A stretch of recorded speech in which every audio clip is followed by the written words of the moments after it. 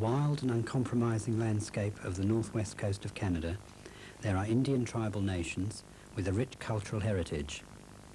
They have a close relationship with both the sea and the tall, deep cedar forests, and this is reflected in the imagery of their artworks, their stories and their lifestyles.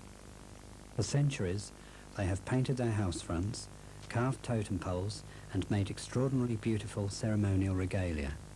Of this regalia, the ceremonial button blankets are perhaps the most dramatic. They endorse the importance of the hierarchy of the family, and as they show the family crests, they could be thus considered as their totem poles on cloth. The blankets are used still in contemporary ceremonies, and in particular for the potlatch, a feasting occasion witnessing important events by exchange of gifts. The Adelaide Festival Centre Gallery commissioned 20 ceremonial blankets from several tribal nations of the northwest coast of Canada to make up the exhibition Robes of Power. To accompany this exhibition, we arranged for 5 Indian artists, blanket makers and teachers to come to Australia to work closely with a selected group of young children in what has shown itself to be a very rewarding and close personal cultural exchange.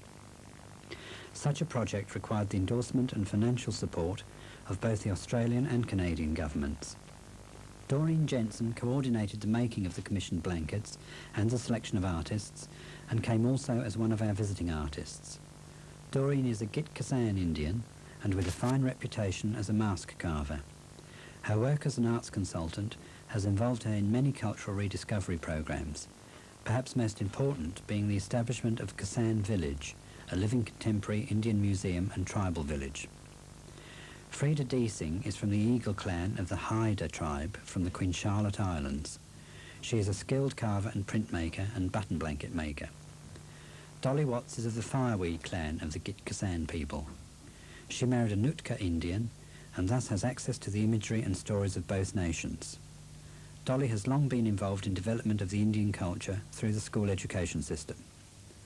Dorothy Grant, the youngest of the 5 artists, is from Alaska. She is a raven of the Haida tribe. Her work has often been a result of collaboration with one of Canada's finest artists, Robert Davidson, an eagle of the Haida tribe.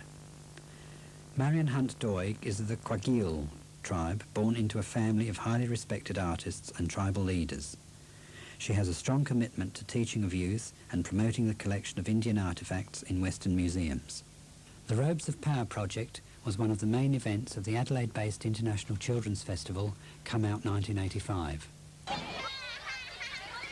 This is a major festival that focuses on mature, professional artists working in collaboration with young people.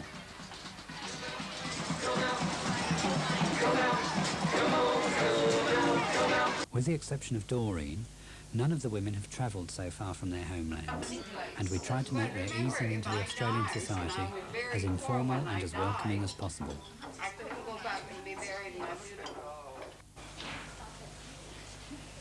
They were introduced to their special schools, to the particular class within that school, and to the 3 children each artist was adopting for the fortnight. Chief's name, yeah, I have an Indian name. It is a chief's family name.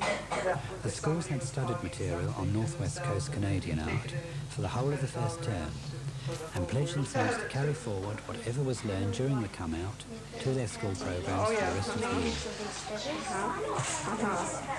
No, I don't. We don't use those in our area. Yeah, I'll help you with the design. You know, like. Oh, good to meet you. It's just wonderful being here. It's been fantastic. I introduce you to my family because there's my father. In our language, when I walk in, I'll say, Qila Kasla. That's a welcome phrase. And remember, children, when you say things in Indian, when I translate it in English, it loses a little bit. They outlined their tribal backgrounds, they showed their ceremonial regalia, danced and sang, thus introducing the children to the importance of both imagery and ceremony within their contemporary lives.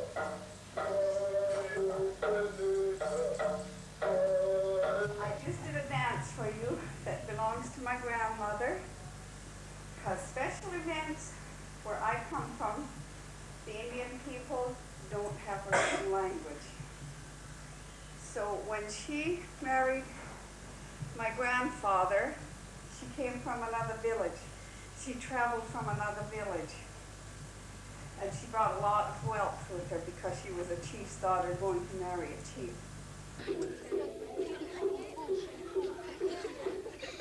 The women shared their dances with the children.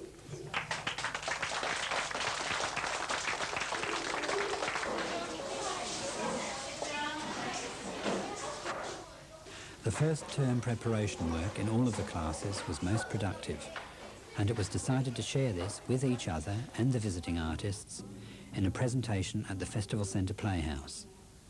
This enabled everyone involved to be aware of the scope of the total project. Come here, grandson. At the Festival Centre Gallery, the project was introduced to permanent staff, to the media, and to the public, who would daily now be able to observe the making of the button blankets by the children under the supervision of the artists. The children were prepared to make a button blanket each, being led by their adopted mum, to find within their own lives symbols that were relative to themselves or their class life, and thus reflect their basic understanding of the nature of West Coast Indian imagery.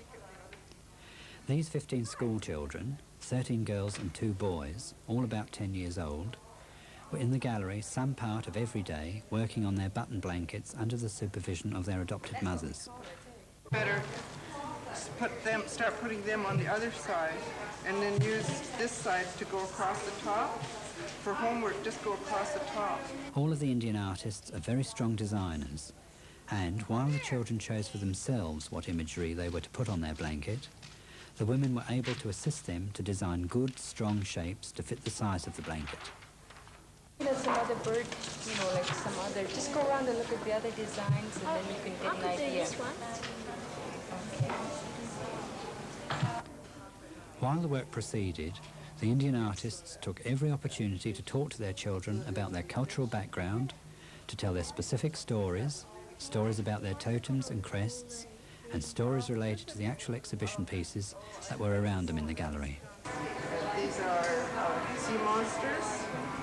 Sometimes the children brought their friends in to help them. Sometimes their parents worked alongside them. Always the atmosphere in this very public situation was positive and had a sense of purpose. It's got names on them, and ours is a lot longer. That makes art. It's under our arm, one at a time.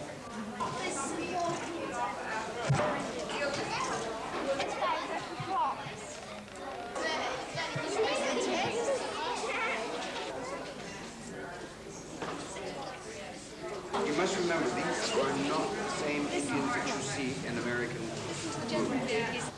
Perhaps the most important aspect of the project was that we allowed the students and artists both to share the maximum time together during the come-out period. The parents, the teachers and school principals were almost cooperative in allowing time for the students to be with the artists as much as possible in a socialising capacity. They went to the beach together, they did downtown shopping together, they visited the zoo and various aspects of Adelaide special to the children. They also shared meals in the family homes and attended various functions together. It was felt that this close association on a personal level would eventually be the most potent of the teaching devices during this project. During this work period, the children became acquainted with an entirely new language and a different musical tradition. They learned that the singing of songs and the dancing of dances could not be taken lightly. Ownership of both songs and dances is of prime importance to the Indian people, and permission must be gained from the owners of the songs and dances before they can be performed. The gift of a song or dance to somebody is an action that implies a great deal of responsibility, and the children learned that responsibility of giving due respect to ownership and performance.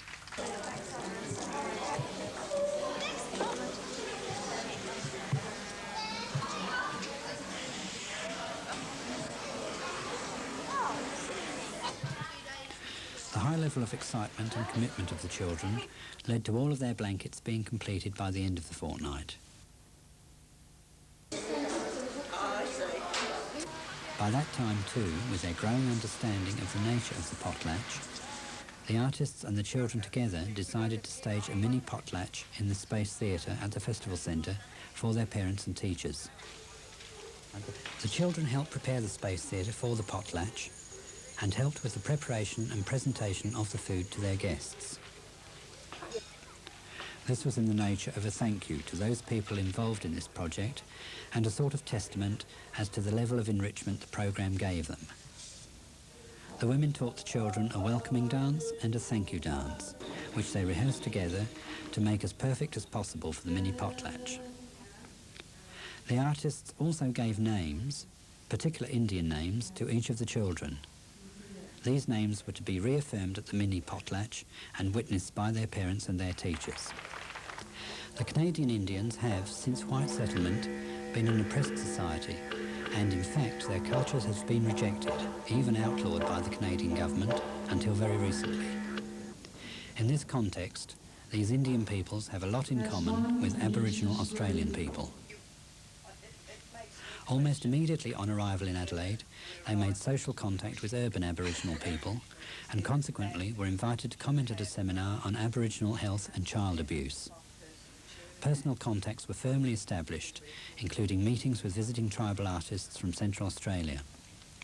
Consequently, a visit was arranged for the 5 Indian artists to travel to Central Australia to meet with tribal women on their desert homeland. This experience was a strong and rich one for both groups of women meeting from opposite ends of the world. It will be remembered as an important aspect of the Total Robes of Power project.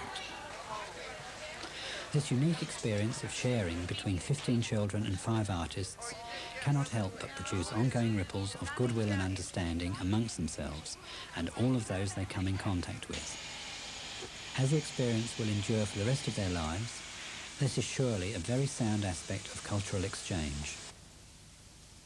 The exhibition of the 20 commissioned blankets, which now includes 2 of the children's blankets, will tour Melbourne, Sydney, Brisbane and Townsville, before it returns to Canada in early 1986 to become a teaching and exhibition resource for both Indian and white Canadians. Hey, hey, hey, hey, hey.